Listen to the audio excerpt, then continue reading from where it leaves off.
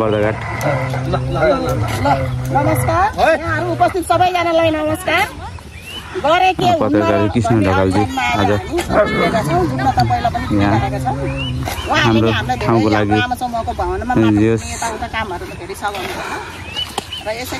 आज यो ठाउँको लागि पत्रकार कृष्ण ढकाल उपस्थित भएर यहाँका दृश्यहरू तपाईहरु माझ पुर्याइदिन सहयोग गर्नुभएकोमा उहाँलाई पनि धेरै धेरै धन्यवाद र विशेष धन्यवाद आमा समूह आज पनि उपस्थित भएर हामीसँगै श्रमदानमा जुटिनु भएको छ। उहाँहरूलाई पनि धेरै धेरै धन्यवाद भन्न चाहन्छु र उपस्थित सम्पूर्णलाई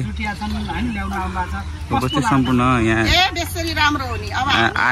आएर त्यो श्रममा जोडिनु भएको छ उहाँहरूलाई धेरै धेरै धन्यवाद भन्न चाहन्छु। किनभने श्रम नै गरे के हुँदैन। हाम्रो अभियानमा श्रम गरेर यो एउटा अलिकति 1 बोरा माटो 2 बोरा माटो 3 बोरा माटो गर्दै गर्दै हामीलाई यो थुपा थुपा गरेर समुद्र बनाइदिनु हुने आमा समूहलाई धन्यवाद दिँदै अनि जतिजना जुटिनु भएको छ उहाँहरूलाई पनि धेरै धेरै धन्यवाद भन्दै हाम्रो गरे के हुँदैन हाम्रो अभियान निरन्तरै छ।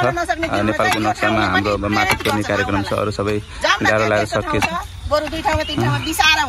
विशेष धन्यवाद सबैजनालाई। आम भन्ने हामीलाई मनसाय हुन्छ र हाम्रो वरिपरिको दिदीबहिनीहरू सधैँ यति उमेर भएको त हुँदैन। बुढेसकालमा चाहिँ यहाँ आएर यसो दुःखको कुरा गरेर चिसो हावा खाएर त्यसले गर्दाखेरि यसो मौसमको गरे के हुँदैन हाम्रो अभियान निरन्तर जारी छ। सबैजना यसरी नै श्रममा जुटिदिनुहोस्। श्रम भन्दा ठुलो अरू केही पनि होइन।